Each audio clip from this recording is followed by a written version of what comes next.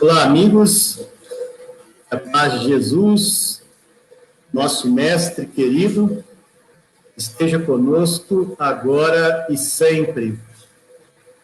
Faltando aí 2 minutinhos, 1 minutinho para as 19 horas, estamos entrando no ar para o estudo do primeiro material oferecido pela Revista Espírita. Temos aí alguns volumes para estudarmos. Entramos no primeiro ano da Revista Espírita, no ano de 1858, praticamente 9 meses depois do lançamento da primeira obra básica do Espiritismo, que é o Livro dos Espíritos. Então, depois da conversa de Kardec em novembro de 1857,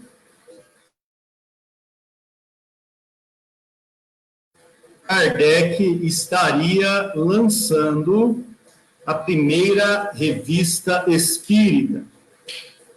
De 1858, janeiro, até abril de 1869, Kardec, então, faria um trabalho primoroso para, através da Revista Espírita, manter ali o grande laboratório que foi este periódico para alçar voo às outras obras básicas.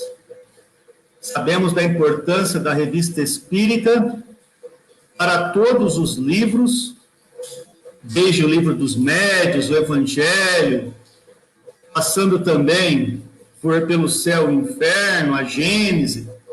Então, o grande laboratório que se apoiou o mestre codificador do Espiritismo foi a Revista Espírita.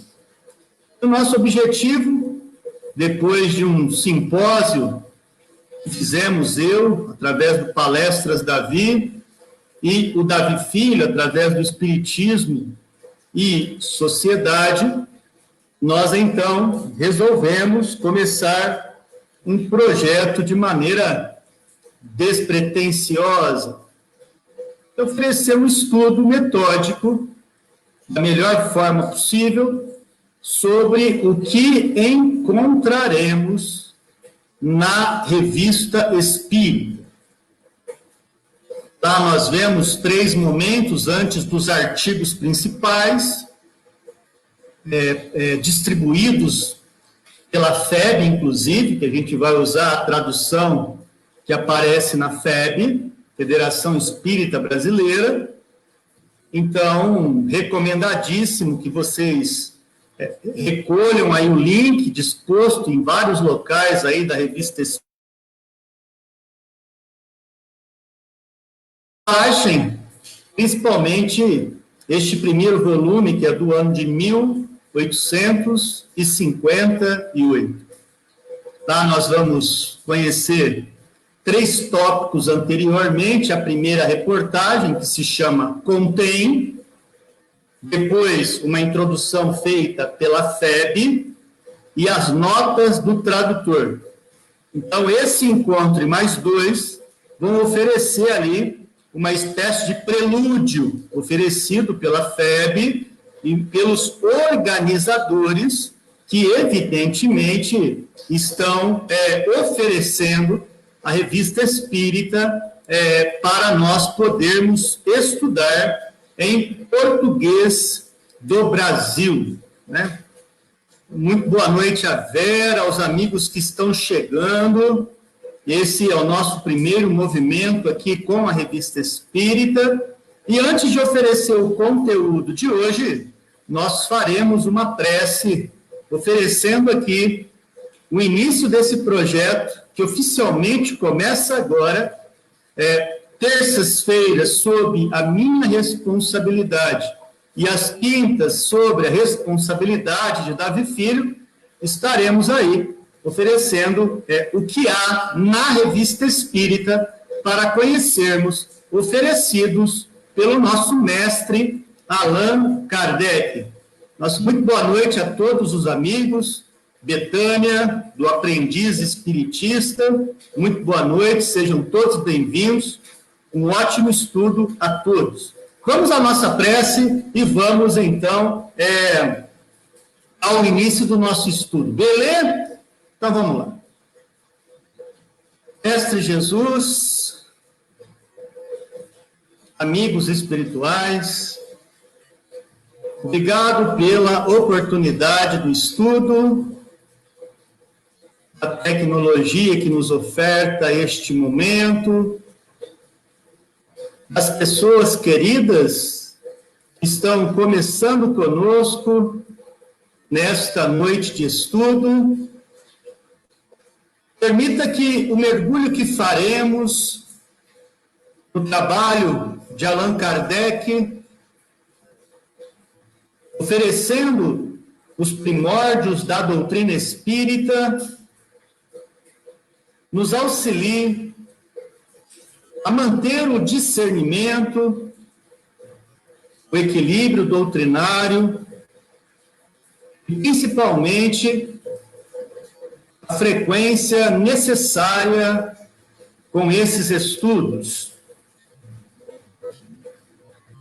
Obrigado, Kardec, de onde você estiver, aos espíritos elevados, codificadores, a estirpe do Espírito da Verdade, a nossa eterna gratidão.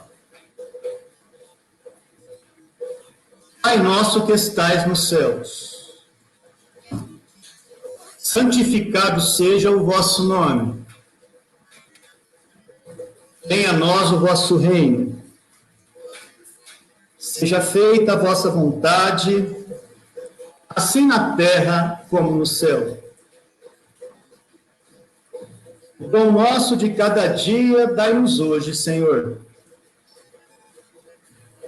Perdoa nossas dívidas, assim como nós perdoamos aos nossos devedores. E não nos deixeis cairmos em tentação e livrai-nos da prática de todo mal, que assim seja.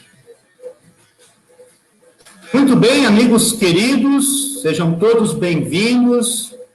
Muito boa noite, Roselane, e todos os amigos que estarão vendo ao vivo e gravado também este material, que ocorrerá todas as terças e quintas-feiras.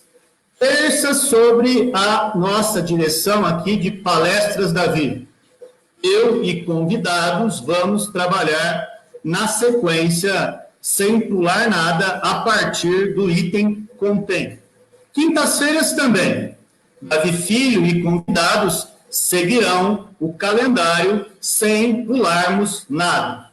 Se tudo isso correr do jeito que a gente está pensando, em novembro de 2021, encerraremos o ano de 1858 do trabalho do nosso codificador Allan Kardec nesta Revista Espírita.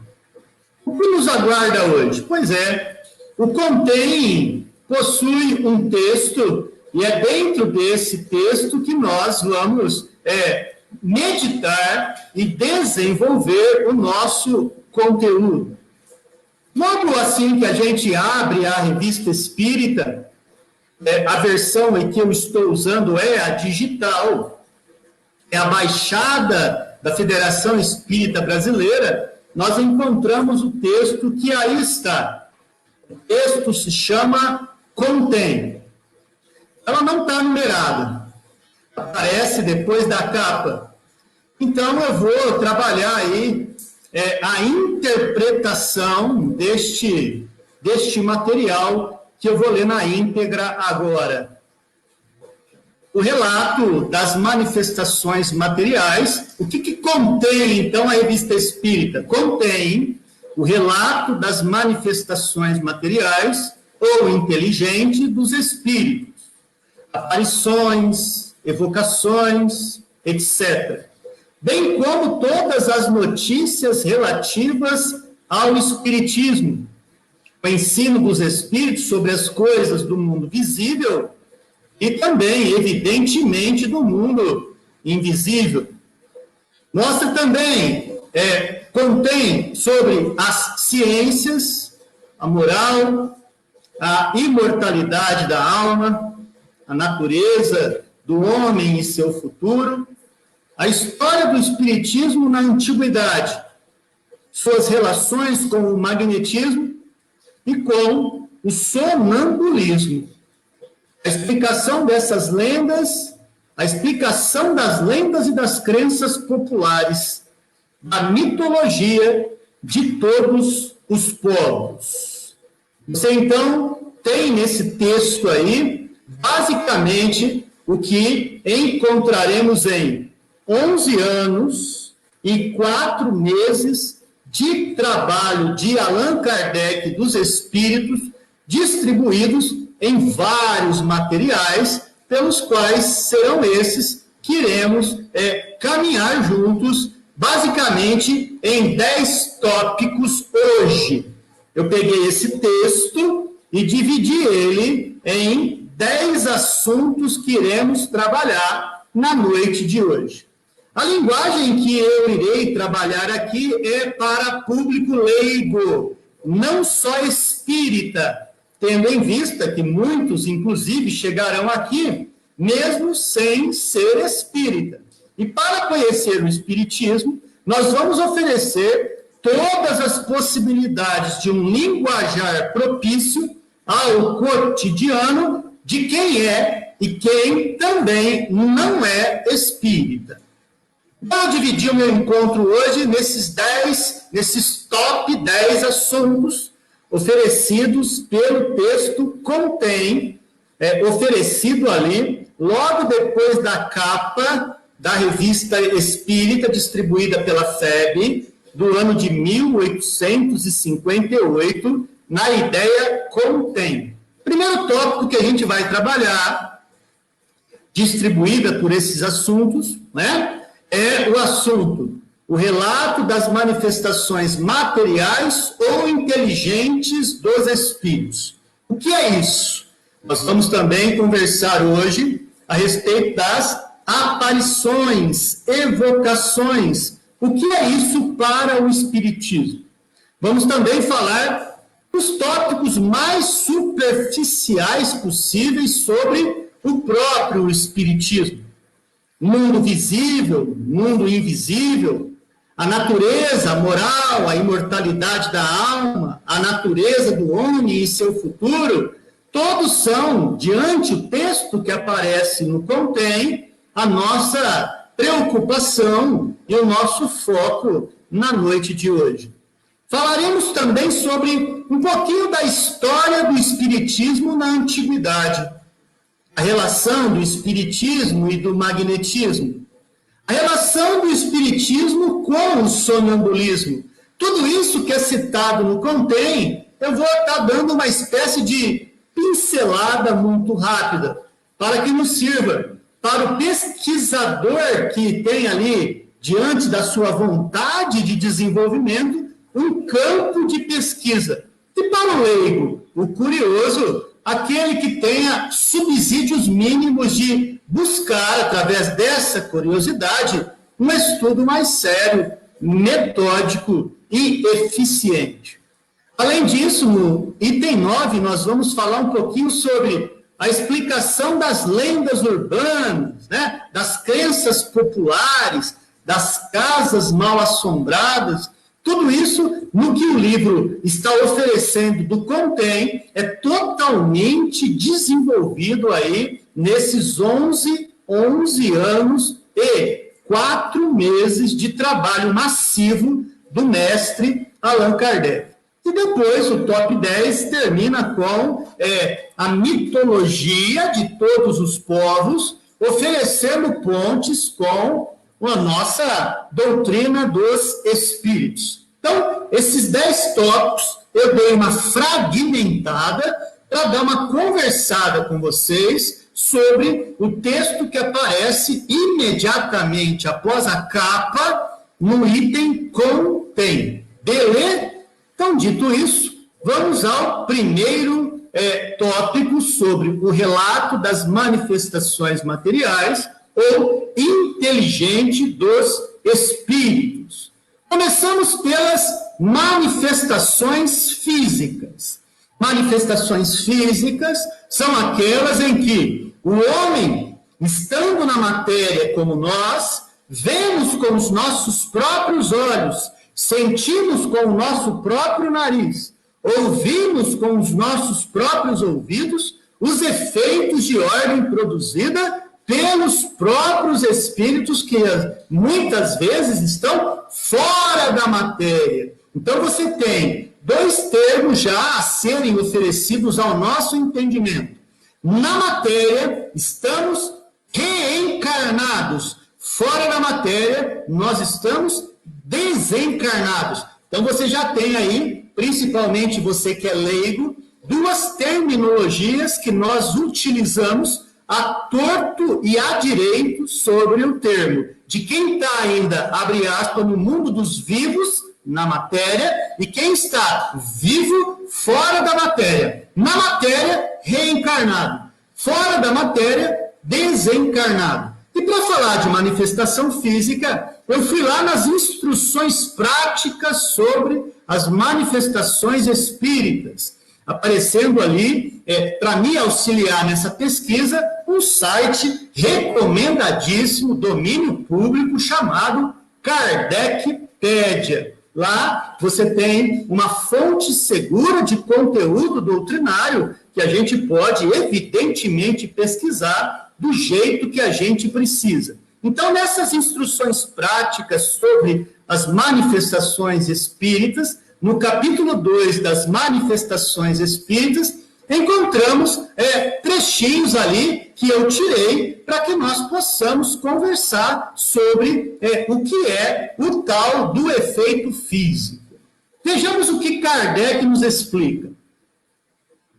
Assim são chamadas as manifestações que se limitam a fenômenos materiais, tais como ruídos, movimento, deslocamento de objetos, geralmente não comportam nenhum sentido direto.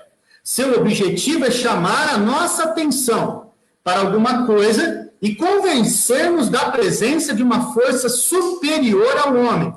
Para muita gente, tais manifestações são mero objeto de curiosidade.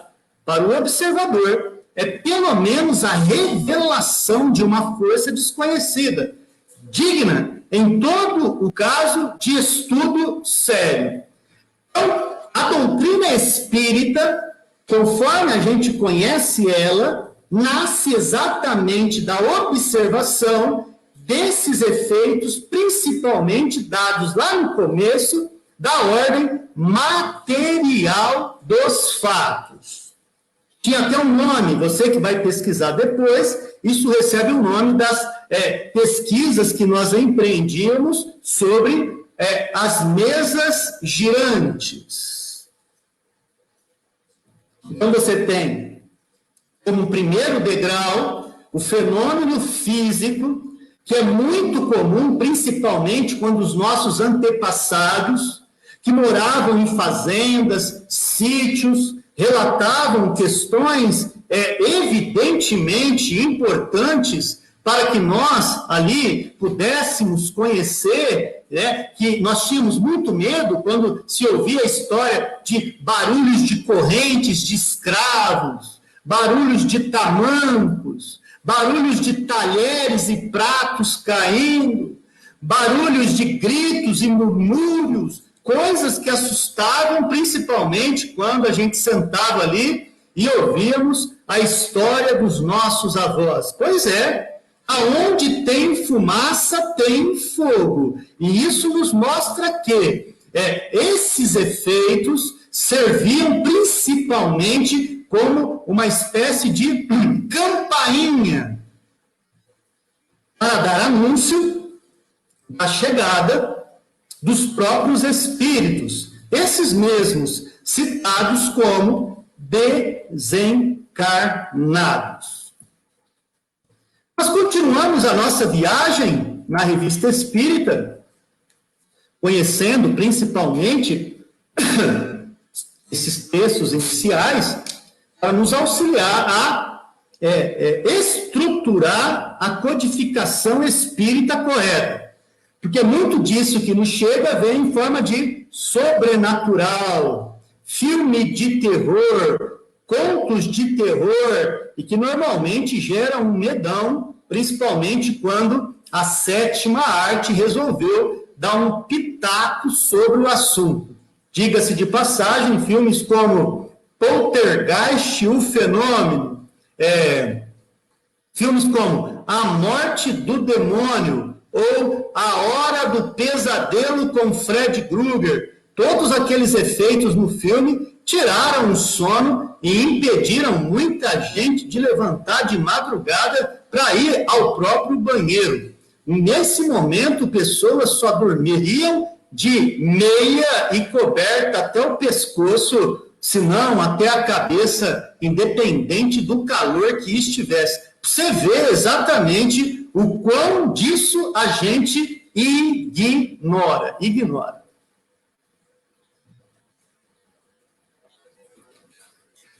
Kardec continua a explicação dos efeitos físicos dizendo o seguinte: os mais simples efeitos desse gênero são os golpes vibrados, sem causa ostensiva conhecida, e o movimento circular de uma mesa ou de um objeto qualquer, com ou sem imposição de mãos, mas podem assumir proporções muito estranhas.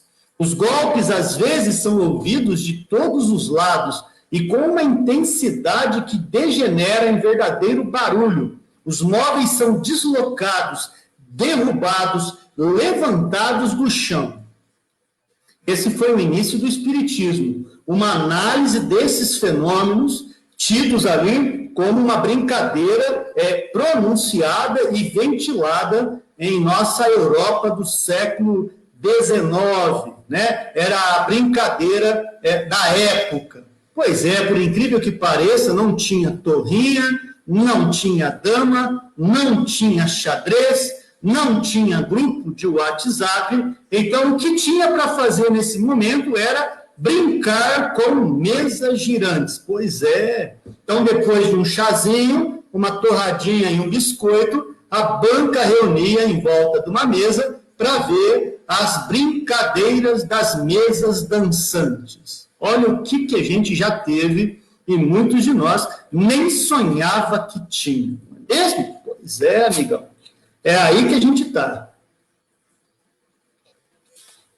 Claro que, quando a gente fala desses barulhos que aparecem e tal, não vamos levar gato por lebre, né? Você está na tua casa, um solzão batendo forte na calha, de lata a lata, e vem um estalo. Tal, aquilo ali não é espírito, pelo amor de Deus. É a lei de uma física que está dilatando a tal da lata, né? Então, esse é o bom senso encarnado chamado Allan Kardec, ponderando o que é um fenômeno original de ordem espiritual e o que vem a ser um fenômeno estritamente de ordem físico, né, cara?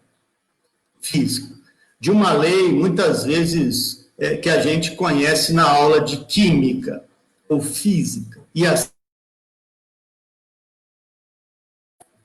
Kardec dá uma encerrada no assunto, oferecendo um conteúdo inicial ali para a gente poder pensar a respeito, dizendo assim: os objetos transportados de um lugar para outro, à vista de todos, as cortinas puxadas, arrancadas, as cobertas das camas, tocadas as campainhas, tudo isso aí são efeitos físicos, né? Compreende-se que quando tais fenômenos se produzem, certas pessoas o têm atribuído a uma origem diabólica, diabólica, né? Em outro sentido, a casa que isso acontece, para muitos religiosos, só acontece porque ali tem a questão dos efeitos físicos. Não necessariamente a questão de uma mente diabólica, uma mente trazida principalmente por Lúcifer, Beelzebu, ou seja lá o nome do gafanhoto do Egito que você conhece pelo nome de diabo, né?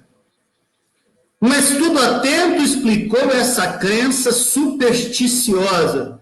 E Kardec diz na última frase desse texto introdutório: voltaremos ao assunto. E aonde Allan Kardec volta nesse assunto? No Livro dos Médiuns. Um livro importantíssimo para entender todas as bases que nos oferece o pensamento de entender onde estão e por que ocorrem os fenômenos dados de ordem física ou efeitos físicos. Não é? Muito bem. E as manifestações inteligentes, Davi? Já que as manifestações físicas eu praticamente entendo que seja uma espécie de os espíritos mexendo em coisas físicas e palpáveis, o que vem a ser, segundo o mestre de Lyon, as manifestações inteligentes? Pois é, ele mesmo vai falar para a gente, no mesmo instrumento, de oferecer aí as terminologias que a gente está estudando, no capítulo 2, mostrando ali as manifestações inteligentes, nesse manualzinho chamado Instruções Práticas sobre as Manifestações Espíritas. Uma espécie de guia facilitador distribuído pelo mestre Allan Kardec no período ali da codificação. Vamos ver que definição que nos traz o bom senso encarnado. Se os fenômenos de que acabamos de falar se limitassem a efeitos materiais, não haveria a menor dúvida que poderiam ser atribuídos a uma causa puramente física, a ação de algum fluido cujas propriedades fossem ainda desconhecidas. Já o mesmo não aconteceu quando deram incontestáveis sinais de inteligência. Ora, se todo efeito tem uma causa, todo efeito inteligente deve ter uma causa inteligente. Fácil é reconhecer num objeto que se agita um simples movimento mecânico e um movimento intencional. O que está dizendo Kardec sobre isso, amigos queridos? Pois é, não é só o movimento das coisas que estão ali mexendo e vibrando e trazendo som e trazendo cheiro, que é simplesmente algo desconhecido da física ou da química. Tem por trás inteligência. Você faz uma pergunta e esse efeito físico lhe traz uma resposta. Ah, Davi, você está maluco. Como assim, uai? Basta você lembrar, nos períodos iniciais, quando nasceu, por exemplo, o código Morse. Você lembra do código Morse? Aquele código formado de pontos e traços, e que determinada frase nascia desses toques, produzidos por sons a quilômetros e quilômetros de distância? Pois é, os efeitos físicos traziam uma inteligência nos bastidores do ruído. Quando, por exemplo, os assessores, o que acompanhavam esses fenômenos, diziam assim para a mesa: poxa, como seria legal ver essa mesa girar para a direita. E a mesa teimosamente girava para a esquerda. E aí, então, todo mundo pensava: ah, isso é coincidência? Continue mesa girando para a esquerda. E aí a mesa, então, girava para a direita. Você percebe que, então, dentro de um comportamento, até tido como de oposição à solicitação, mostra uma inteligência nos bastidores. E quem já entende um pingo sendo o I, faz daí, pelo menos, uma necessidade de estudo, porque a provocação gera um sentido contrário ao que foi solicitado. Olha a pegada do estudo que dá isso. E tudo isso vai aparecer desenvolvido de uma forma transparente, extremamente didática, onde? Além do Pentateuco kardeciano, além das obras básicas, iria aparecer na Revista Espírita. Então, boa parte do que a gente vai ver aqui, Kardec faz exatamente o relato de como ele chegou no que a gente lê no Livro dos Médiuns, por exemplo, no que a gente lê no Céu e no Inferno. Eu até achei uma curiosidade recente, né? Já fazendo os meus estudos para o que vem por aí, que no mês de setembro de 1858, Kardec fez um artigo sobre o suicídio. O Setembro Amarelo já era algo que em 1858 Kardec já estudava. Nossa, que coincidência. Pois é, eu também achei, viu? Porque esse negócio de Setembro Amarelo vai aparecer agora com o cotidiano, e lá Kardec já tinha, talvez como uma espécie de previsão do que viria em setembro. Um suicídio por amor. O texto lindo, cara.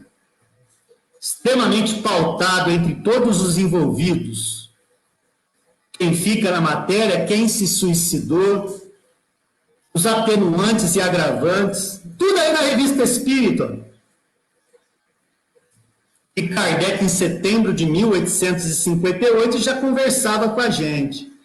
Você vê como tem coisa ali que a gente nem sonharia em mergulhar com o próprio mestre de Lyon, né? Então, vamos avançar o nosso texto, que tem bastante coisa para a gente ver hoje, e é isso que nós faremos a partir de agora, nessa continuidade, né? Se pelo ruído ou pelo movimento esse objeto dá um sinal, é evidente que há uma intenção de uma inteligência.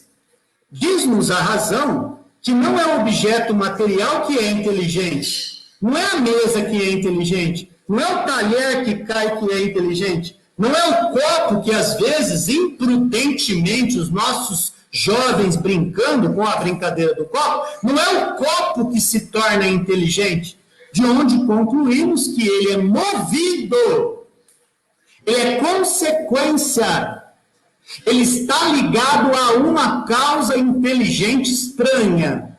Quando uma caneta escreve, não é a caneta que é inteligente, mas a mente que impulsiona através das mãos, que impulsiona essa caneta, que ela escreve, que denuncia a inteligência que não está na caneta. Então, Kardec está falando exatamente isso. Ele está provocando a gente a desenvolver os nossos critérios para chegar nisso com qualidade de discernimento. Tal é o caso dos fenômenos de que nos ocupamos, diz Kardec. Nos revelam a presença de uma inteligência oculta, porque então não é mais um simples corpo inerte que defrontamos, mas um ser capaz de nos compreender e com o qual podemos trocar ideia. Como que uma mesa responde se ela não tem cérebro? Como que um som e um ruído saem do meio de uma parede se a parede não tem mão?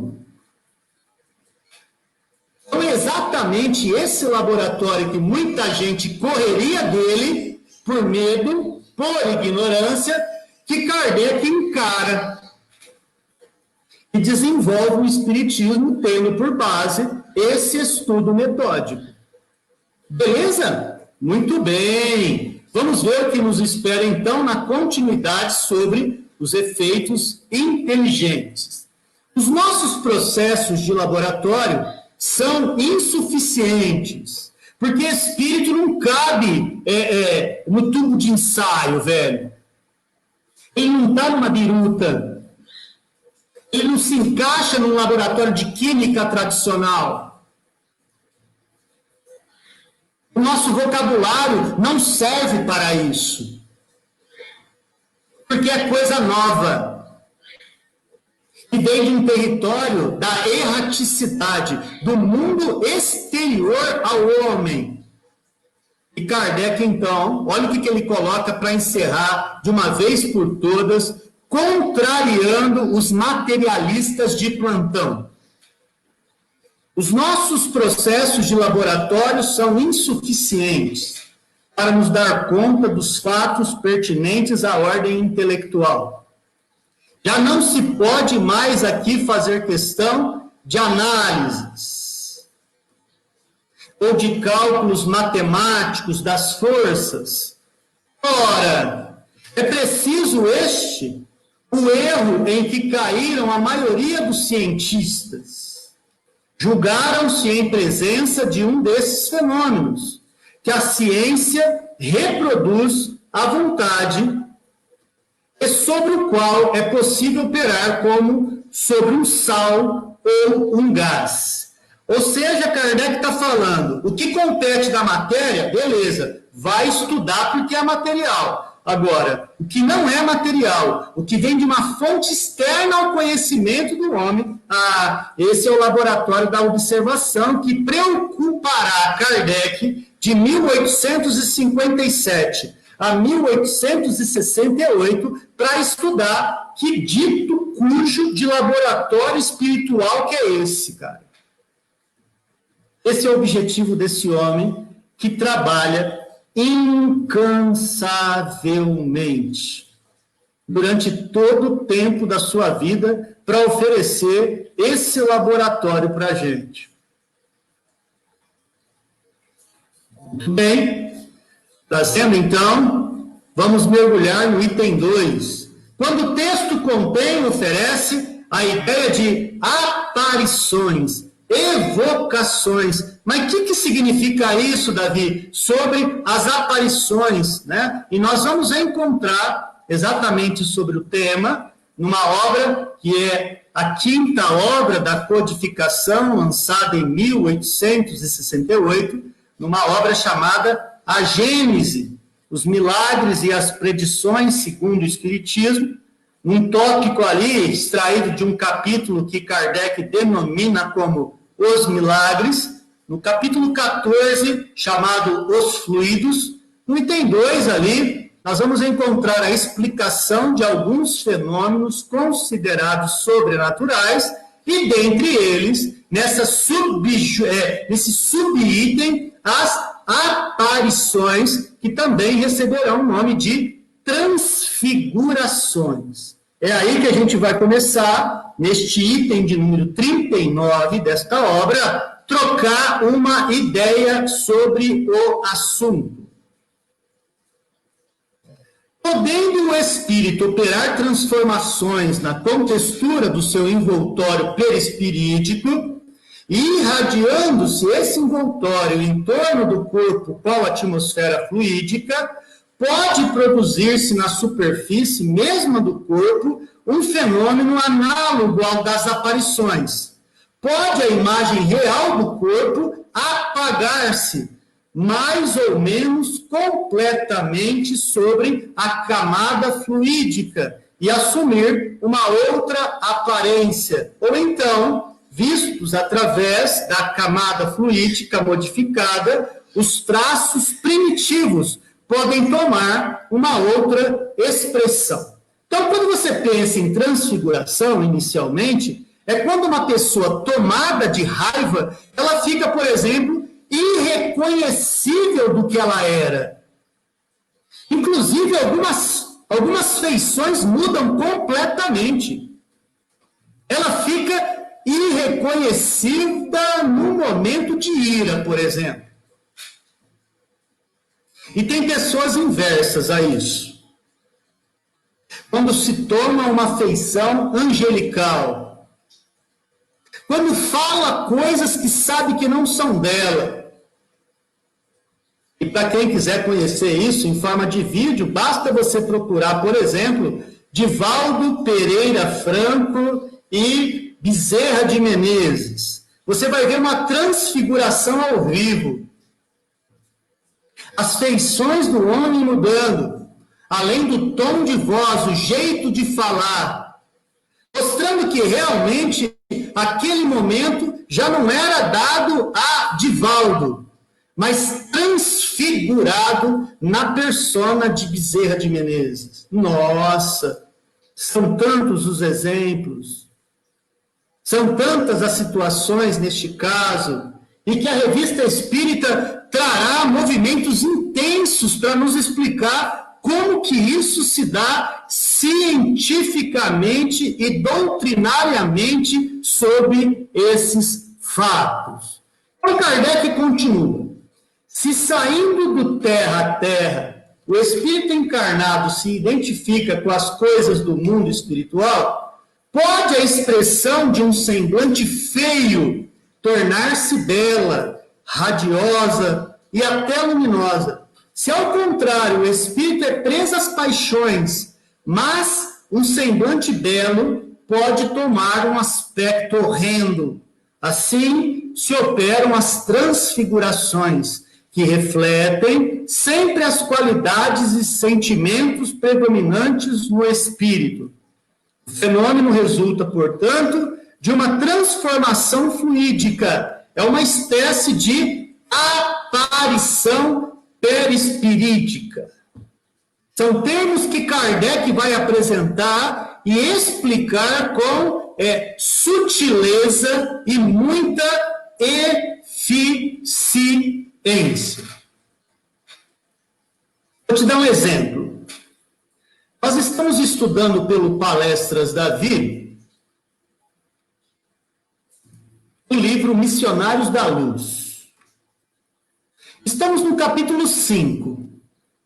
O capítulo é intitulado por André Luiz com o nome de Influenciação. O ambiente oferece o seguinte cenário, para você entender onde eu vou chegar. Você tem 3 pessoas dentro de um carro, você tem 3 pessoas dentro de um carro e indo embora do centro espírita. E, de repente, começa um papo dentro do carro. A mãe que está dirigindo o carro, ela começa a falar coisas que não deveria. Uma visão extremamente pessimista sobre o dia a dia. Tem o filho que ouve e concorda com a mãe. Poxa, mãe, você tem razão. Isso realmente nos oferece aí um pensamento de negatividade. Mas dentre os 3 tem uma menina. A menina é irmã do menino e também, então, filha da motorista. Tem um mentor que está no carro também, chamado Alexandre. Alexandre está desencarnado. E os 3 que estão no carro estão encarnados. Então, para combater o negativismo, o pessimismo, o que faz Alexandre? Ele pega a destra, a mão direita dele, coloca sob a cabeça da menina e então jorra influxos magnéticos para inspirar a menina a falar coisas que ele gostaria que ela dissesse. Nossa! Você então já deve imaginar o que acontece aí. Ela muda de feição. Ela se torna mais, notadamente mais serena. Uma feição mais calma. Ela então se transfigura sob o influxo do mentor. Lembrando que tudo isso está numa narrativa da década de 40, no livro Missionários da Luz. Mas Kardec já estudava isso em 1858. E por isso que é importante, antes de procurar as novidades, o campo da literatura espírita, devemos procurar o conhecimento das obras básicas. O conhecimento que nos oferece a doutrina espírita a partir do momento daquilo que se chama coerência doutrinária. E Kardec não para por aí, oferecendo sob transfiguração e aparência, inclusive podendo tornar-se tangível, o que aparentemente só era visível. Então, essa produção sobre o próprio corpo do vivo, né, de alteração da metamorfose visual, e algumas vezes no momento da morte, em lugar de se produzir ao longe como aparições propriamente ditas, pessoas que falam, estou indo embora, eu vou morrer, e de repente a pessoa, antes da notícia, sabe que alguém, ou exatamente aquela pessoa, está partindo num acidente, numa doença, ou de alguma forma dentro desses princípios aí. O que distingue as aparições desse gênero é os serem geralmente perceptíveis por todo mundo que está ali, ou todos os assistentes, e com os olhos do corpo, precisamente por se basearem na matéria carnal visível, ao passo que nas aparições puramente fluídicas não há matéria tangível. Ou seja, a aparição tem dimensões.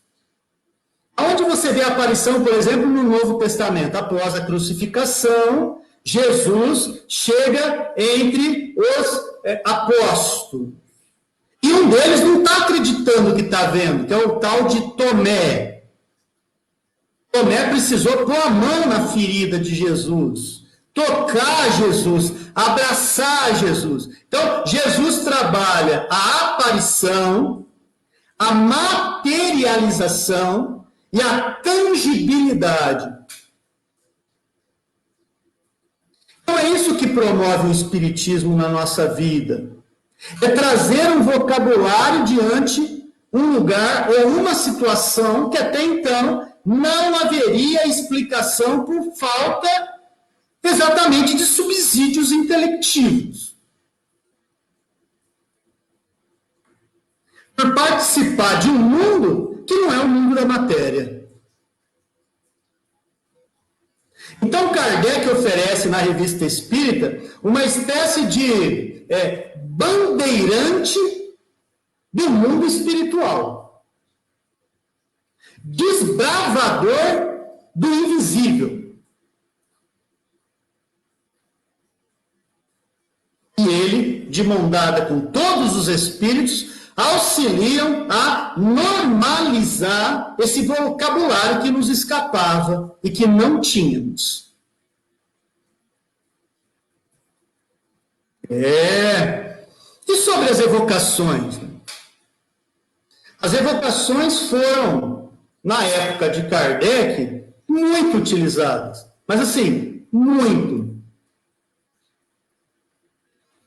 Mesmo porque, para escrever sobre um mundo em que não é o nosso, de maneira física propriamente dito, Kardec precisaria, através das evocações, conhecer o que é o mundo, fora desse sentido que a gente conhece, das mentes que vivem fora do plano da matéria. Por isso que as evocações eram tão comuns na época de Kardec, e não hoje. Não hoje. E, infelizmente, em tom de brincadeira, já dito aqui, que devemos evitar ao máximo, exatamente por questões que a gente sabe que, ao com ele, como brincadeira do copo, brincadeira do compasso, brincadeira do Charles, brincadeira de ficar chamando o espírito, olha, isso aí é um grande perigo. Ainda mais se não sabemos aonde isso pode dar. Então, o que fala para a gente, também nessa pesquisa inicial, a ideia da evocação. A evocação vem do latim, né? Vocare.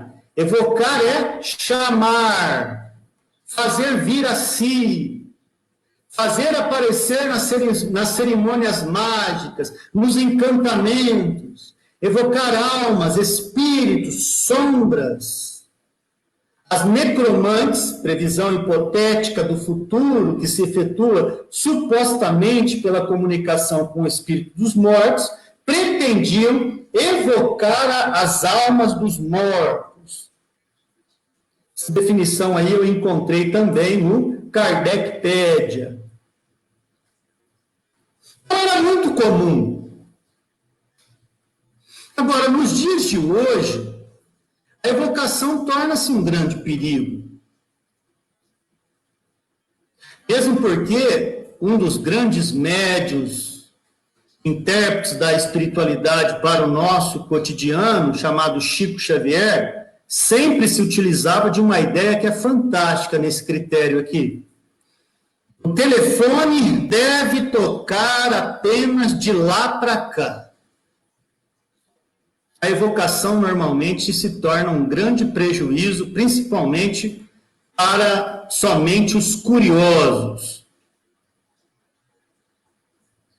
E é isso que a gente vai ver na Revista Espírita, com quem brinca com o que desconhece.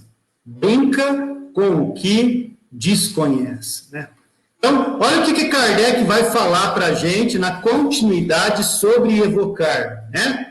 Entre os antigos, evocar era fazer sair as almas dos infernos, para que viessem ao chamado. Invocar é chamar em si ou em seu socorro um poder superior ou sobrenatural. Invoca-se a Deus pela prece. Na religião católica, invoca-se os santos. Toda prece é uma invocação. A invocação está no pensamento. A invocação está no ato. Na invocação, o ser a quem nos dirigimos nos ouve. Nossa, quanta coisa sobre isso, hein? Quando as pessoas, até de maneira sem saber, diziam, olha, cuidado com as palavras que você fala, não chama esse nome dentro de casa. Quantos fundos de verdade, não é? Porque certas palavras dentro de um conteúdo vibratório e sentimental nos gera sintonia, chamamento, ligação espiritual com os afins. Meu Deus! E o que fala, então, Kardec sobre esse universo da evocação que nos cerca, amigos?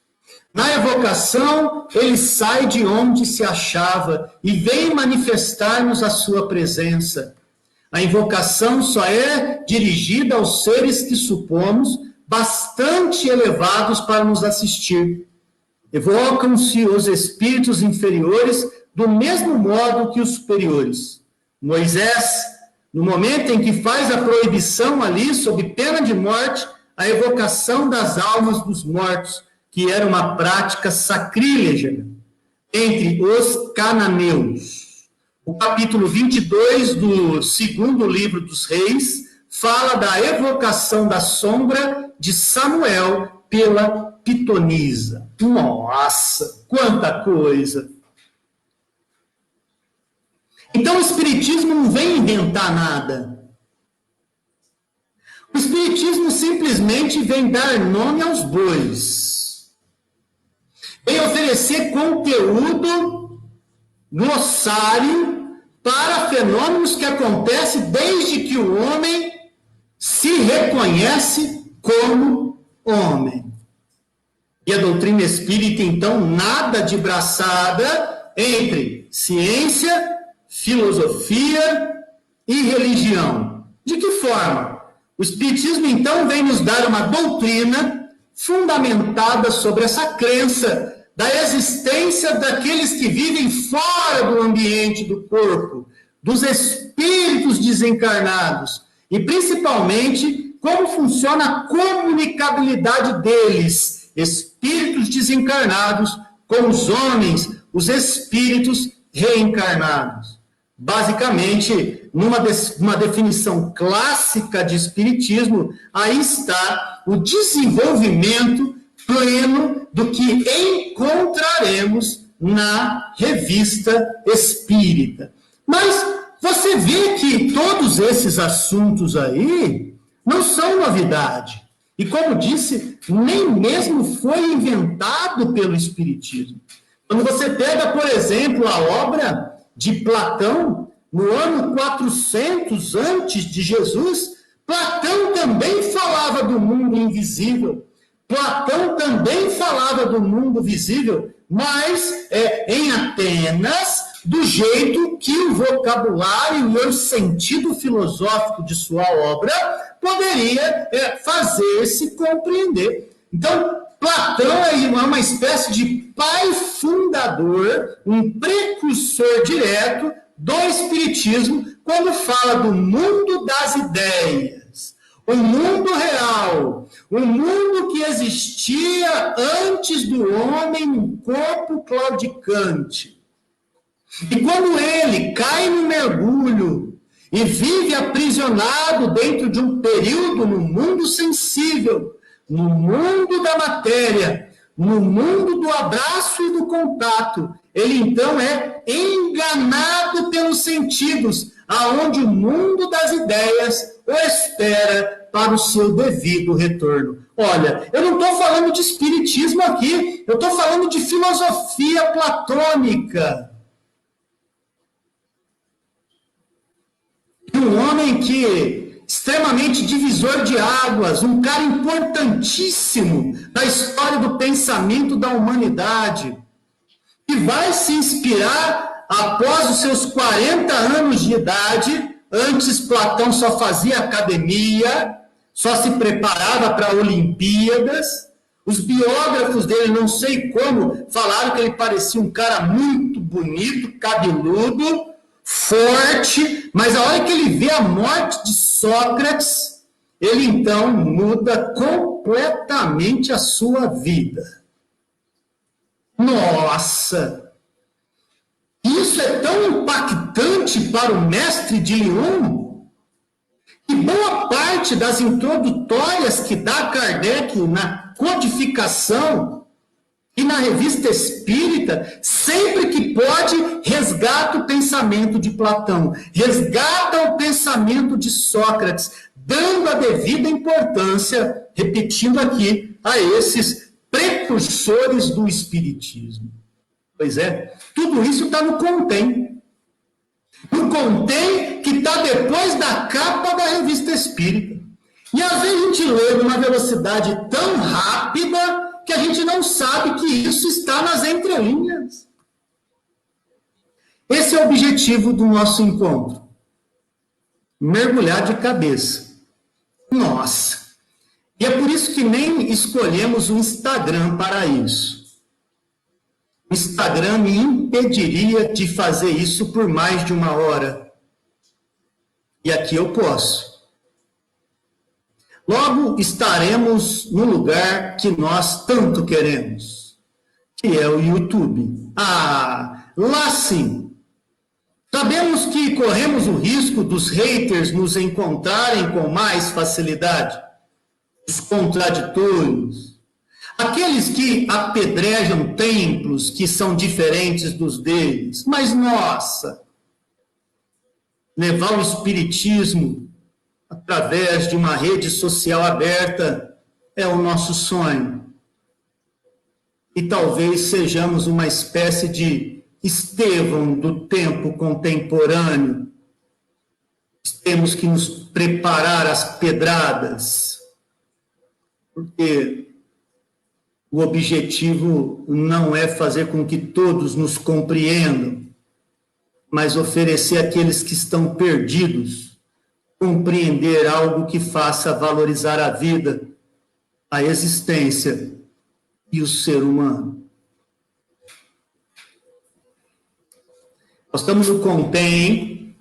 O Contém aparece ali depois da capa da Revista Espírita de 1858, em que nós escolhemos a edição da FEB, Federação Espírita Brasileira.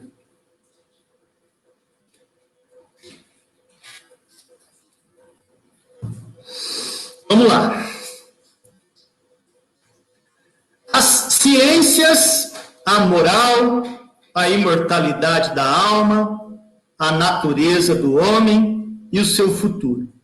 Tudo isso foi jogado assim, como se nós tivéssemos base e entendimento do que compreender sobre ciência espírita, a natureza do homem e seu futuro, a imortalidade da alma, a moral espírita. Então, se você jogar isso e não tiver um entendimento inicial, fica difícil compreender o conteúdo da obra e, principalmente, o que vem a ser o Espiritismo no seu tríplice aspecto: ciência, filosofia e religião.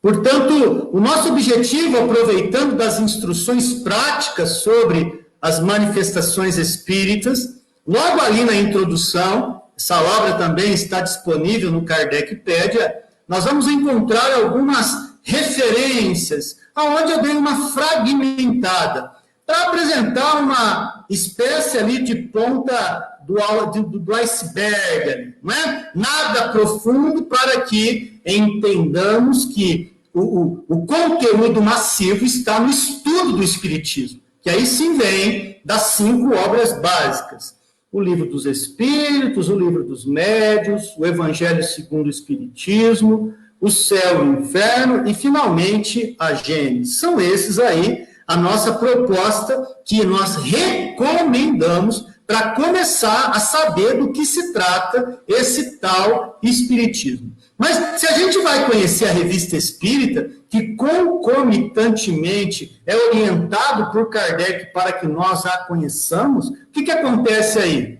A gente precisa, então, ter uma base, um entendimento mínimo.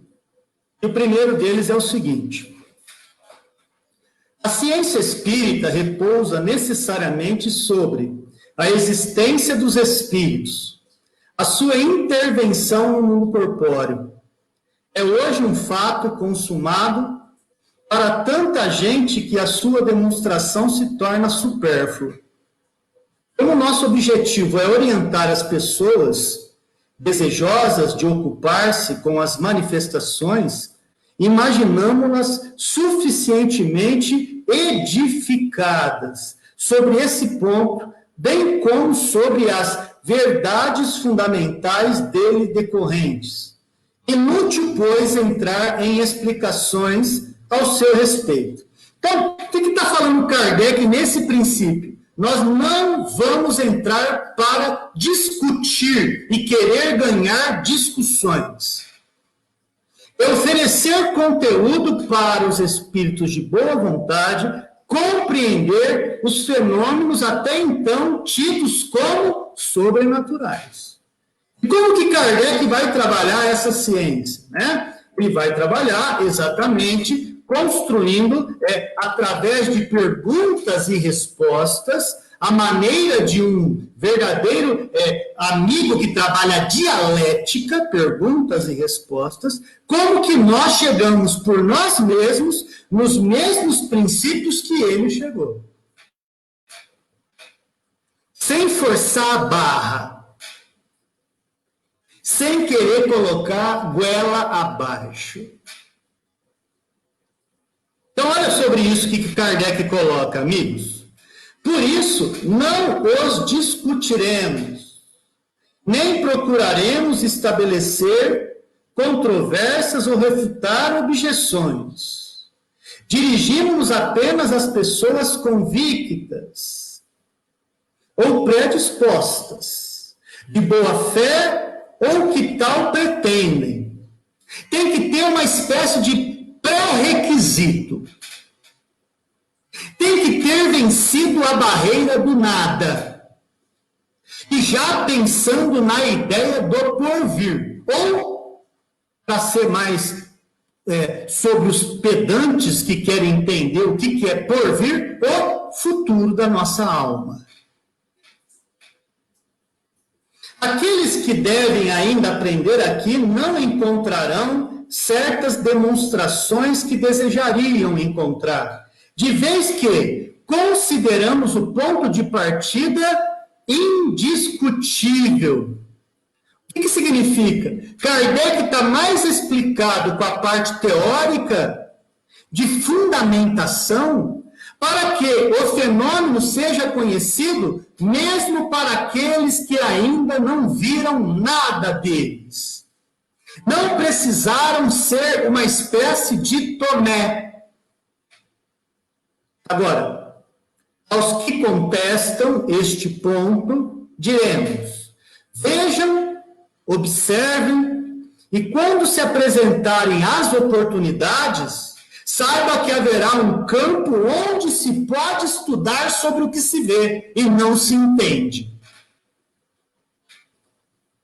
Onde está acontecendo e ele não entende.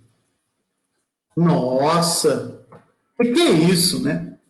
Você vê a parte pedagógica irretocável de Kardec como grande pedagogo que foi e é. Se a despeito dos fatos e dos raciocínios, vocês ainda persistirem na incredulidade, em não acreditar, consideraríamos perdido o tempo que aplicássemos em tirar vocês de um erro no qual vocês se comprazem certamente. Respeitamos a opinião de vocês. Então, respeitem a nossa. É tudo quanto pedimos. Kardec está dizendo, eu não vou querer entrar numa discussão para ganhar discussão. Mas para você conhecer algo que é resultado da nossa observação, da nossa crença, do que obtivemos dos próprios espíritos sobre os fatos, aí sim, você é muito bem-vindo para o nosso bate-papo. Esse é o papo de Kardec com os haters, os contraditores, os opositores, os cascas de ferida.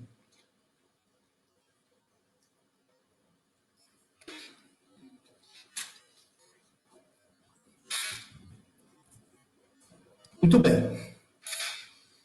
E a moral espírita, né? O que é isso? Moral espírita.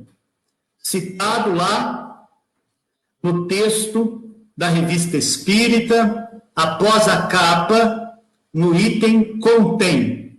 Que papo é esse?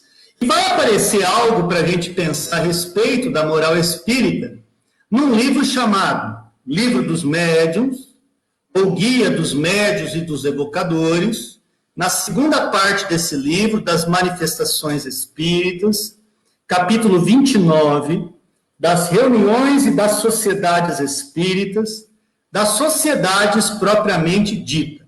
Lá, se você se localizar aí, aonde a gente está entrando e afunilando o nosso encontro, você vai se deparar com o item 334. E sobre moral espírita, Kardec vai dizer o seguinte, presta atenção, hein?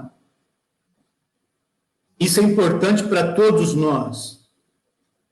Porque, ao contrário do que pensam alguns, que o espiritismo serve só para intelectualizar, separar níveis de inteligência que estudam o espiritismo, esse item 334 diz algo muito mais potente, real e principalmente forte a todos nós que nos dedicamos ao espiritismo. Diz Kardec no item 334 do Livro dos Médiuns, o espiritismo que apenas acaba de nascer ainda é diversamente apreciado e muito pouco compreendido em sua essência. por grande número de adeptos, de modo a oferecer um laço forte que prenda entre si os membros do que se possa chamar uma associação ou sociedade. Impossível é que semelhante laço exista, a não ser entre os que lhe percebem o objetivo moral, o compreendam e o aplicam a si mesmos. O Espiritismo traz a base do que é as grandes virtudes do Espírito. E a finalidade do Espiritismo é descobrir essas virtudes e alcançar em nós essas mesmas virtudes, diluindo arestas através das vicissitudes e nos reconstruindo no ambiente das virtudes. Nossa, isso até recebe um nome, sabe qual é? Reforma íntima. A reforma íntima tem como tradução essa parte do texto que a gente leu. Pois é, e então você tem, chegando nessa questão da nossa moralidade desenvolvida, o que esperar dela fora deste corpo claudicante, fora dessa finitude de vida que se esgota a cada tic-tac do relógio? É o único momento fúnebre do encontro, tá? Lembrar que todos nós vamos morrer. É o único momento fúnebre, mas também o único momento absolutamente real que vai nos acontecer a todos, invariavelmente, que estamos na condição de vivos na matéria. E o que pensar da imortalidade da alma? Citado também pelo Contém, da Revista Espírita. Eu fui buscar algo para a gente refletir numa obra chamada O Livro dos Espíritos. Eu fui na parte 2ª do Mundo Espírita, O Mundo dos Espíritos, capítulo 5, e lá eu entrei num item chamado Considerações sobre a pluralidade das existências. E me deparei com a pergunta 222. Lá eu fragmentei, porque é um texto grande, algumas partes para a gente pensar. Então, a 222 diz assim: a imortalidade da alma, ensinando o dogma da pluralidade das existências corporais, os espíritos renovam uma doutrina que teve origem nas primeiras idades do mundo e que se conservou no íntimo de muitas pessoas até os nossos dias. Simplesmente, eles a apresentam de um ponto de vista mais racional, mais acorde com as leis progressivas da natureza e mais em harmonia com a sabedoria do Criador, despindo-a de todos os acessórios da superstição. Nossa, pluralidade das existências. Já tivemos várias vidas, já conhecemos vários mundos, possivelmente, não só a Terra. Ai, Davi, aí você está louco da cabeça. E não estou, não. A nossa evolução não é necessariamente só dada aqui. É possível que outras regiões conhecidas pela nossa alma já foram transitadas e muitas vezes povoadas de nostalgia, nos sentindo uma espécie de pessoa fora de contexto. A pluralidade das existências denuncia as nossas paixões, os nossos acertos, os nossos erros, o campo pelo qual já andamos diante dos acertos e erros do nosso livre-arbítrio. E a lei do esquecimento nos defende de nós mesmos. Para não termos culpa e muito menos sentimentos de fracasso naquilo que às vezes somos reincidentes no tropeço, mas esperançosos no progresso. Nossa, a doutrina espírita, então, traz dentro desse aspecto filosófico maravilhoso para alcançarmos tal degrau de compreensão de nós mesmos, um debater de braços que peguemos ar nesse universo de tantas incertezas, o conhecimento de nós mesmos. A viagem íntima tão necessária. Circunstância digna de nota é que não só neste livro dos Espíritos a ensinaram o decurso dos últimos tempos. 2 pontos. Já antes da sua publicação, numerosas comunicações da mesma natureza se obtiveram em vários países, multiplicando-se depois consideravelmente. Talvez fosse aqui o caso de examinarmos porque os espíritos não parecem todos de acordo sobre esta questão. Entretanto, mais tarde, porém, voltaremos a este assunto. Porque não é porque o cara está no mundo espiritual que o conhecimento é igual para todos os espíritos. Já que o espírito desencarnado era o homem, enquanto estava na matéria, nada mais lógico do que dizer que existem espíritos sábios, como existem espíritos imbecis.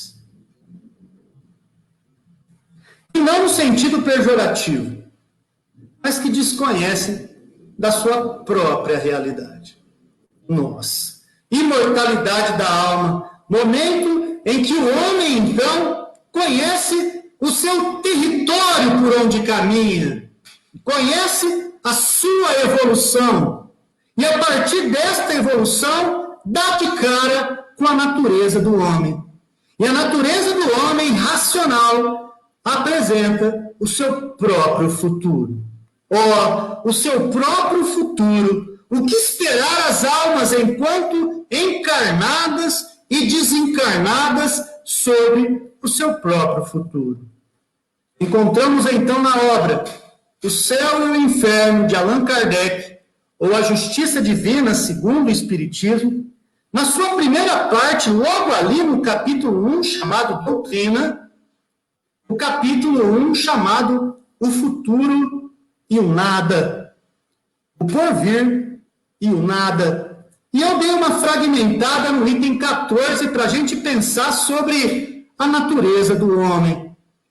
O homem tem instintivamente a crença no futuro, mas não tendo até hoje nenhuma base segura para defini-lo, sua imaginação criou os sistemas. Sistema materialista, panteísta e tantos outros ista da vida aí, para justificar a sua vida. Pois é, que trouxeram a diversidade das crenças, o ateu, o crente, o espírita, o católico, o evangélico, o maçom, sei lá, o budismo, o que você pensar, velho. Trouxe a diversidade nas crenças. Não sendo a doutrina espírita sobre o futuro uma obra de imaginação, mais ou menos engenhosamente concebida, e sim, resultado da observação dos fatos materiais que ocorrem hoje sob os nossos olhos. Kardec, então, nesta obra, O Céu e o Inferno, no começo, faz um estudo filosófico e racional sobre o que seria a vida do espírito aqui e fora como objetivo final. Onde vai desaguar isso? Que oceano espera esse mar aqui? Estudo sério, massivo, uma obra lançada em 1º de agosto de 1865, que nos provoca exageradamente e necessariamente no campo filosófico da nossa existência. Observe esse trecho de Kardec, amigos. ela reunirá, como já fez agora, as opiniões divergentes ou flutuantes e levará pouco a pouco e pela força das coisas a unidade na crença sobre esse ponto. Crença que não será mais baseada numa hipótese, mas numa certeza. A unificação, feita no que concerne ao destino futuro das almas, será o primeiro ponto de aproximação entre os diferentes cultos. Um passo imenso rumo à tolerância religiosa, primeiramente, e mais tarde, rumo à fusão. Claro que isso aqui não é para a próxima reencarnação. A gente sabe que muita gente mata por causa da religião. Já foi assim na época da Inquisição. Já foi assim na época das Cruzadas. Ainda é assim hoje com irmãos que de outra religião, por exemplo, apedrejam terreiros de Umbanda, Candomblé. Nossa, quanta violência! Quanta incompreensão! Mas aqui tem uma espécie de previsão. Esse é o futuro que nos espera. Um momento ecumênico para as nossas almas. Católicos respeitando espíritas, que respeitarão umbandistas, que respeitarão evangélicos, que respeitarão testemunhas de Jeová. E aí sim, a religião vai ter algo de muito significativo naquela origem da palavra que é religião. A religião vai nos religar através da empatia, do respeito e da indulgência. Quando, Davi? Temos muita graminha para a gente comer junto ainda para chegar nesse grau. Mas pelo menos começamos. Graças a Deus, começamos. O nosso avanço nesse sexto momento do encontro chega então num tópico que o próprio Contém da Revista Espírita fala que o Espiritismo aparece na história da antiguidade. E eu fui, em alguns momentos ali nas minhas pesquisas, trazer quando que isso ocorre. E encontrei na própria Revista Espírita, no ano de 1864, no mês de abril, na bibliografia, um texto para nos preparar sobre essa temática, não é? Olha que interessante que está lá na Revista Espírita, que daqui a um tempo vamos desfrutar juntos. O Espiritismo se encontra por toda parte, na antiguidade, em todos os períodos da humanidade. Por toda parte se acham seus traços escritos nas crenças e nos monumentos. Nossa! Maias, incas, egípcios do passado, cara. As cavernas com os nossos ancestrais. Ambientes sempre tidos como pitonisas, pitons, sacerdotisas. Nossa, magos. Termos que eram dados como bruxos, feiticeiros. Meu Deus, o Espiritismo existia ali sob outros nomes. Figuras como Joana d'Arc, Giordano Bruno, Moisés, todos trabalhando o Espiritismo dentro de fundamentos e vocabulários do seu tempo. Por toda parte se acham seus traços escritos, nas crenças e nos monumentos. É por isso que, se ele abre horizontes novos para o futuro, ele lança uma luz não menos viva sobre os mistérios do passado. Allan Kardec. E lá, depois de dar um tópico desse, ele abre a Revista Espírita numa viagem para oferecer na antiguidade como que o Espiritismo já era presente com outros nomes. Com outros nomes. E também sobre a prova substancial, sobre o que existe, sobre de realidade, sobre tudo isso que a gente está conversando aqui, a própria Revista Espírita vai expandir esses conceitos, amigos. Lá em 1869, no mês de fevereiro, quase terminando o legado de Allan Kardec, que está próximo ao desencarne, um mês antes de desencarnar, ele publica essa reportagem aí, Estatística do Espiritismo.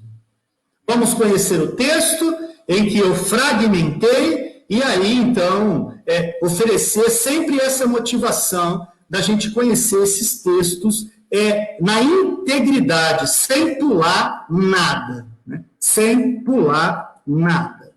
Primeira parte do texto diz assim, amigos queridos. Se pelo termo espírita entendem-se as pessoas que creem na vida de além-túmulo e nas revelações dos vivos com a alma das pessoas mortas, há que contá-los por centenas de milhões. A crença nos espíritos existe em todos os seguidores do budismo. Kardec falando, hein? E pode-se dizer que ela constitui o fundo de todas as religiões do Extremo Oriente. Ela é geral, sobretudo, na China. As 3 antigas seitas que desde tanto tempo dividem as populações no Médio Império. Creem nos manes, os espíritos, e professam o seu culto. Para você ver que espírito recebe outros nomes por aí. Manes, oráculo. Nossa, diga-se quem assistiu Matrix, hein? Como que o oráculo fazia um papel de uma espécie de espírito com o olhar além do alcance. Nossa! E aqui está. Dita em 1869, fevereiro, algo para construir que o Espiritismo não inventa nada. Ele só dá um discurso e uma narrativa e um glossário de coisas que já ocorriam. E Kardec não para por aí. Ele aproveita esse artigo, então, e coloca: os sacerdotes da seita de Lao Tseu, ou Lao Tse, né? E particularmente Tao Tse, ou doutores da razão, devem às práticas espíritas uma grande parte de sua influência sobre as populações. Esses religiosos interrogam os espíritos e obtêm respostas escritas que não têm mais nem menos valor que a dos nossos médiuns. São conselhos e avisos considerados como dados ao vivo pelo espírito de um morto. Aí se encontram revelações de segredos unicamente conhecidos por quem interroga, algumas vezes, predições que se realizam ou não. É o que alguns irmãos nossos buscam, por exemplo, no terreiro de Umbanda, os pretos velhos, os exus, as pombagírias, os caboclos, os caveiras,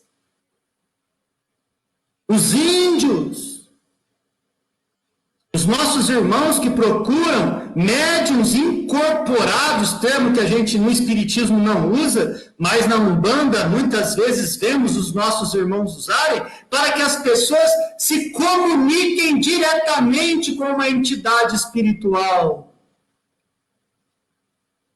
Portanto, não é um assunto novo. No candomblé tem isso, na Umbanda tem isso.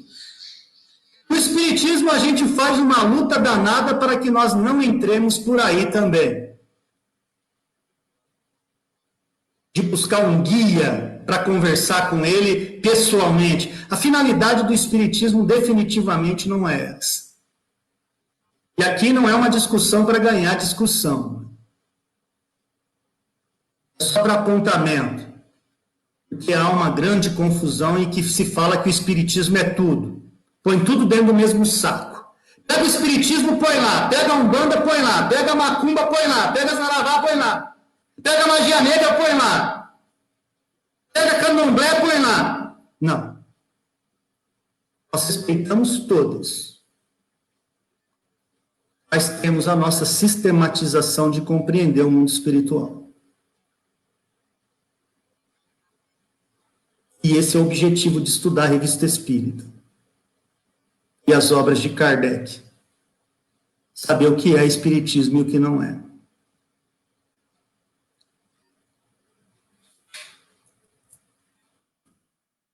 Avançando ainda sobre a temática maravilhosa que a gente está começando só hoje aí, tendo aí um texto breve, a gente abriu esse texto em 10 tópicos, estamos aí na leitura comentada de alguns fragmentos dessas ponderações importantes à nossa contextualização doutrinária.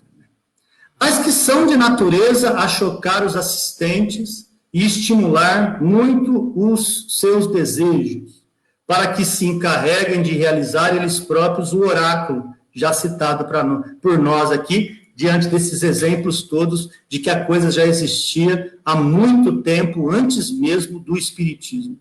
Essa correspondência é obtida por processos que não diferem muito dos processos dos nossos espíritas, mas que, entretanto, devem ser mais aperfeiçoados, se considerarmos a longa experiência dos operadores que os praticam tradicionalmente. Né? Dentro do Espiritismo, então, quando você vê que determinado ambiente só é manifestado o Espírito se tiver com uma determinada roupa, ou um determinado apetrecho, ou um determinado chapéu, ou uma determinada máscara, no Espiritismo cristalino, tudo isso aí é explicado que não existe necessidade. Não tem essa necessidade para que os próprios espíritos se manifestem, trazendo simplesmente e tão necessariamente a questão da sintonia. Sintonia.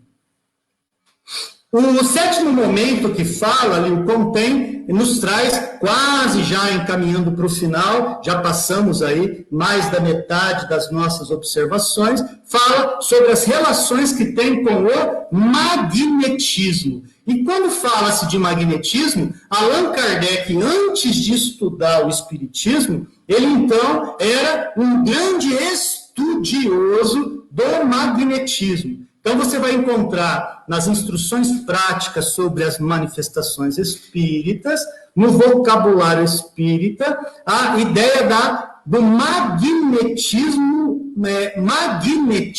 animal. O que é isso, Davi? Então, eu só tirei um fragmento ali, pequenininho, vemos aí Mesmer dando uma brincada no hipnotismo, né? A hipnose é uma espécie de magnetização voluntária que um intercede sobre a vontade do outro. Como assim? Olha a definição que está aí. Então a gente vai ler e vai ver como que isso aí, olha como a postura dele, você que vai na casa espírita, você que conhece o dia de passe, olha como que a posição dele lembra de um passista. Lembra-se de um passista.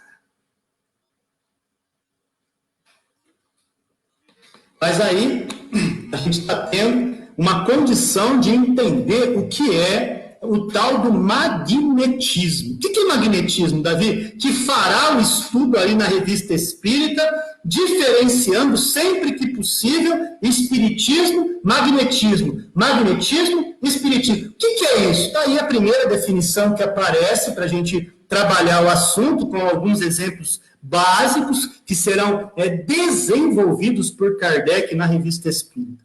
O magnetismo animal pode assim ser definido, 2 pontos. Ação recíproca de 2 seres vivos por meio de um agente especial chamado fluido magnético, fluido animalizado. O magnetismo, todos nós, de alguma forma, podemos ter essa mecânica de comutação entre os seres vivos. Você tem, por exemplo, do exemplo dos nossos antepassados, aquelas pessoas que matam pimenteira. Chega uma visita na nossa casa, olha o vaso, a samambaia tá linda.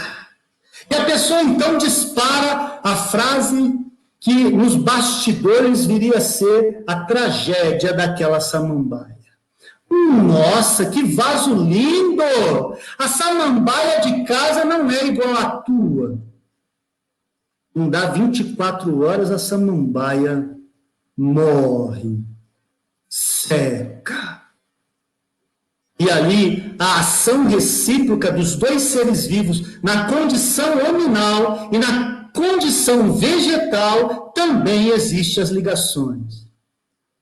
Nossas relações saudáveis com pessoas que nos alimentam só de estar perto. As relações doentias, que só da gente lembrar de certas pessoas nos sugam as energias. Nossa! Magnetismo. Recurso que pode trazer saúde ou enfermidade. Dependendo do pensamento otimista ou pessimista, e a técnica empreendida desses fundamentos. Os nossos antigos, hein? Fulano tá com quebranto. Vamos levar para benzer. Vamos ministrar jorei. Vamos fazer o reiki. Vamos levar na casa espírita e dar um passe. Poxa, tudo dentro do recurso que pode ter parte do fundamento no magnetismo. Mas não fica só aí.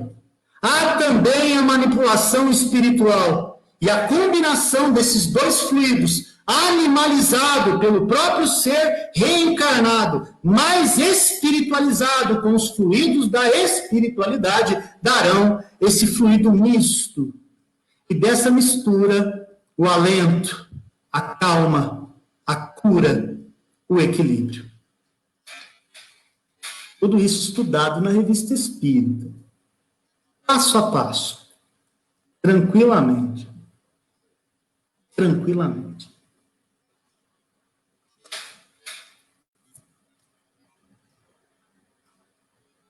Entramos aí em algo que aparece também no Contém, ali, preparando o nosso momento de quase encerramento do encontro, apresentando a ideia do sonambulismo. Poxa, o sonambulismo é estudado pela medicina, o sonambulismo é estudado por tantas escolas da psique e não poderia ficar de fora de um dos estados da emancipação da alma, chamado sonambulismo. Sonambulismo, um estágio da hora que a gente está, por exemplo, além do sonho.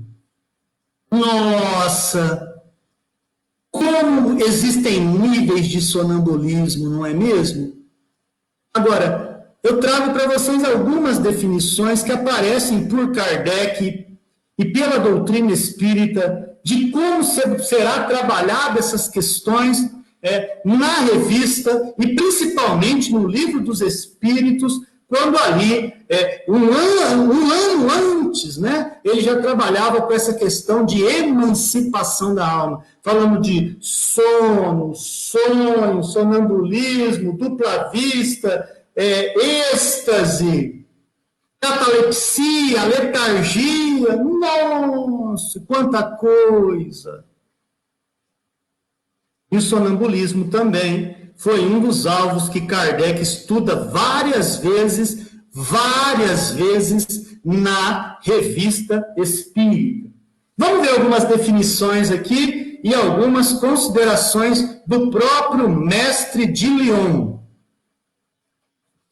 Sonambulismo, do latim sonus, sono, e ambulare, andar, passear durante o sono, estado de emancipação da alma mais completo do que o sonho.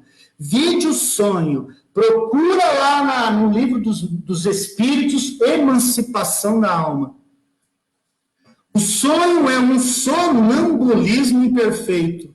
No sonambulismo, a lucidez da alma, isto é, a sua faculdade de ver, que é um dos atributos da sua natureza, é mais desenvolvida. Ela vê as coisas com mais precisão e clareza. O corpo pode agir sobre o impulso da vontade da alma. Por isso, para quem tem parente que é sonâmbulo, vê que o fulano levanta, anda para cá, anda para lá, fala coisas que de repente não é o cenário pelo qual ele está vendo, ele está participando. Pois é, porque na verdade o corpo só está no impulso da vontade do espírito que transita parte dele, né, nessa imagem ali do seu corpo mental, muitas vezes, transitando em outros cômodos, outros cenários, outras situações. Nossa, o estudo do sonambulismo é maravilhoso e traz aí na ótica espírita a explicação de muitos fenômenos que nós mesmos, em certos degraus evolutivos, vamos nos deparando, né? Olha que interessante.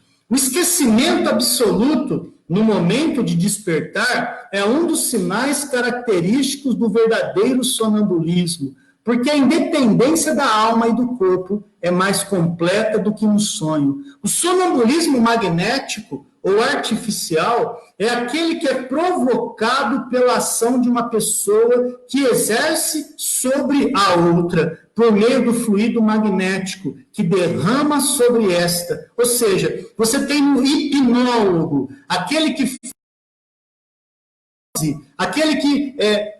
entra, né, com o seu fluido sobre o fluido de outra pessoa, ele está exercendo o sonambulismo magnético, o magnetismo. E você começa a fazer as pontes, magnetismo, sonambulismo, e esse desprendimento dando uma figura espiritual. E aí entra o quê? O espiritismo. Então, é dentro desse caminho, explicando aos poucos, de mãos dadas com a gente, exercendo sobre a gente a compreensão dos fatos. Mas o sonambulismo não é só provocado artificialmente. Existe o sonambulismo natural, o que é espontâneo, e se produz sem provocação e sem a influência de um agente exterior, né? É aquele pelo qual a pessoa, por exemplo, vai deitar, vai dormir e, num estado natural, se emancipa. E, além de se emancipar, tem um estágio consciencial que vai denominar sonambulismo.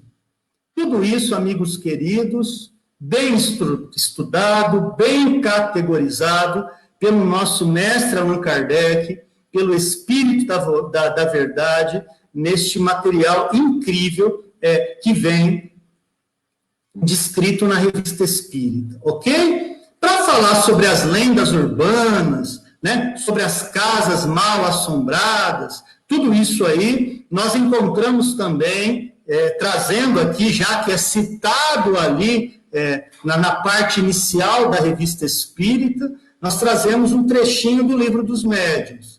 Ali na segunda parte também, dessas manifestações espíritas, no capítulo 9, né, dos lugares assombrados, a gente sabe que a gente vê tanto por aí, seja nas reportagens de YouTube, seja nas reportagens televisivas, nas narrativas textuais. O que vem a ser isso segundo o Espiritismo, né? Então, tudo isso aí também é oferecido para a gente pensar e estudar na Revista Espírita com um arsenal tremendo de exemplos que vão aparecendo em vários momentos citados nesta obra.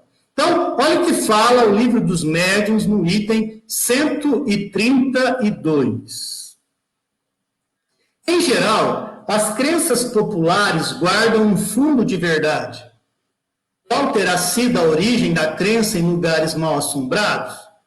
O fundo de verdade está na manifestação dos espíritos, na qual o homem instintivamente acreditou desde todos os tempos.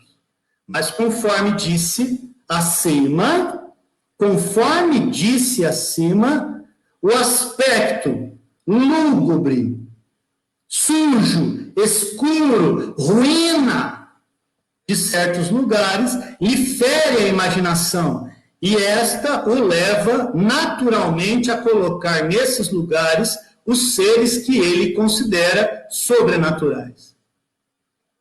Você acaba de ver um filme de terror no cinema. Você está indo embora. E aquele filme está muito claro na tua cabeça, como, por exemplo, o Fred Krueger. Nossa! A hora que o Fred Krueger diz no cinema, Nancy, Nancy, e passa suas garras sobre a lousa verde, e faz o barulho. Se você está tão impressionado com aquela cena e pisa numa folha seca, mano, você vai correr, velho. Por quê? Porque a tua imaginação está encharcada. Os espíritos não precisam nem querer te assustar. Você mesmo está preparado para os grandes sustos da vossa ignorância. Demais, a entreter essa crença supersticiosa, aí estão as narrativas poéticas, os contos fantásticos com que acalentam na infância a história do boi da cara preta, da cuca, do beato salu, do ônibus saco, putz, quanta coisa que feriu e manteve a nossa imaginação tão ligada a essas questões tão ineficientes à nossa razão. Nossa, a mitologia de todos os povos, o espiritismo aparece na história dos deuses, de Zeus, Poseidon, e vai aparecer também em contos de Hércules, nossa, Afrodite, Calypso e tantos outros que vão fazer a gente ficar assim, meu Deus, isso aí é um conto espírita da antiguidade, cara.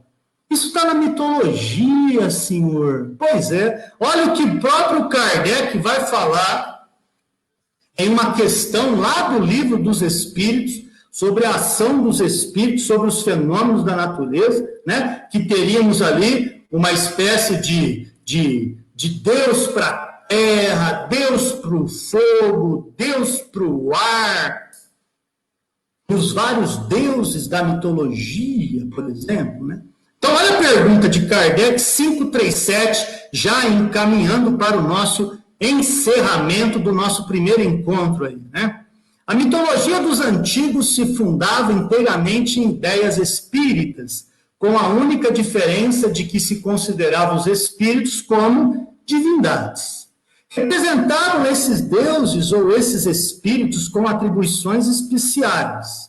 Nossa, tinha o cara do fogo, tinha o cara do vento, tinha o cara do oceano, né? O próprio Poseidon, tínhamos o Zeus, que era uma espécie de super soberano desses deuses aí. Quem jogou God of War sabe do que eu estou falando. Nossa, e você vai vendo que através da jogatina já era tudo apresentado e referenciado no que Kardec, já em 1857, falava em forma de texto. Assim, uns eram encarregados dos ventos, outros do raio, outros de presidir ao fenômeno da vegetação. Semelhante crença é destituída de fundamento, espíritos. O que vocês têm a dizer sobre a crença da mitologia na vida e entendimento espiritual? Tão pouco exonerada é de fundamento, que ainda está muito aquém da verdade. Aí você olha para mim e fala, como assim? Kardec também. Kardec vai fazer essa mesma pergunta do como assim.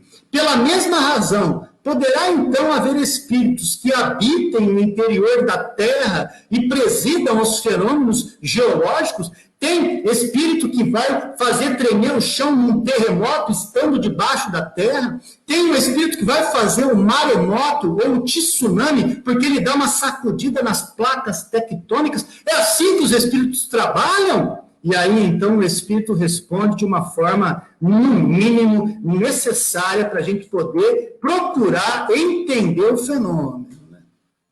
Tais espíritos, não é que eles habitam embaixo da terra, não é que ele treme a água, mas eles fazem o quê? Eles presidem o fenômeno, eles sabem manipular os objetivos para produzir aquilo e dirigem de acordo com as atribuições que têm. Dia virá, diz o espírito Allan Kardec, em que tereis a explicação de todos esses fenômenos e os compreendereis melhor. Na Revista Espírita, você vai encontrar vários exemplos que vão te ajudar a construir essas ideias que aparentemente, no primeiro momento, são extremamente difíceis de engolir e principalmente de refletir. Daí a importância de estudar a Revista Espírita numa ordem sequencial e não aleatória. O Contém, então, neste momento, fala, olha, para estudar a Revista Espírita, necessário disciplina, foco e calma. Um texto que foi desse tamanhozinho, agora no Contém, a gente viu como foi isso, praticamente em 2 horas de encontro. Abrindo aos poucos e diluindo aos poucos o entendimento dos fatos. E assim, oferecido que tivemos aí ao primeiro encontro, para estudarmos o artigo Contém da Revista Espírita, estamos fazendo aí nossas considerações finais, antes da prece de encerramento, agradecendo profundamente a presença de todos vocês que estiveram com a gente, que acompanharam desde o início, outros que chegaram depois, e dizer que os nossos encontros sempre ocorrerão de terças e quintas-feiras. Na terça-feira eu estarei coordenando o trabalho, nas quintas o Davi, filho, também estará conosco, fazendo a parte dele, e no próximo encontro vocês terão, debaixo do Contém ali, um texto chamado a Introdução pela FEB. Então, você vai ter a narrativa da introdução feita pela Federação Espírita Brasileira, estudada pelo nosso confrade do Espiritismo e Sociedade, Davi Filho, apresentar a introdução da Revista Espírita, apresentada pela Federação Espírita Brasileira. Farei aqui a prece de encerramento, já agradecendo a todos vocês aí, pela permanência, paciência de vocês e, principalmente, essa chance que estão dando ao estudo sério do Espiritismo em nossas vidas, através da Revista Espírita. Tá bom? Mestre Jesus, amigos espirituais, obrigado pelo nosso primeiro encontro, de estarmos aqui reunidos em nome de uma causa maior, que nos permitirá conhecimento, sabedoria, desenvolvimento de nossa caridade, fraternidade, indulgência, e na qualidade de espíritos imortais, o que nos resta é agradecer. Agradecer essa maravilhosa doutrina que nos oferta, que nos presenteia, que nos beneficia. Abençoe o lar dessas pessoas que estão conosco, Senhor Jesus, encarnados e desencarnados, na nossa eterna gratidão por momentos como esse. E para encerrar, dizemos: glória a Deus nas alturas, paz na terra aos homens de boa vontade, e que assim seja. Uma ótima noite a todos e até quinta-feira com Davi Filho, beleza? Um beijo no coração de vocês e até mais.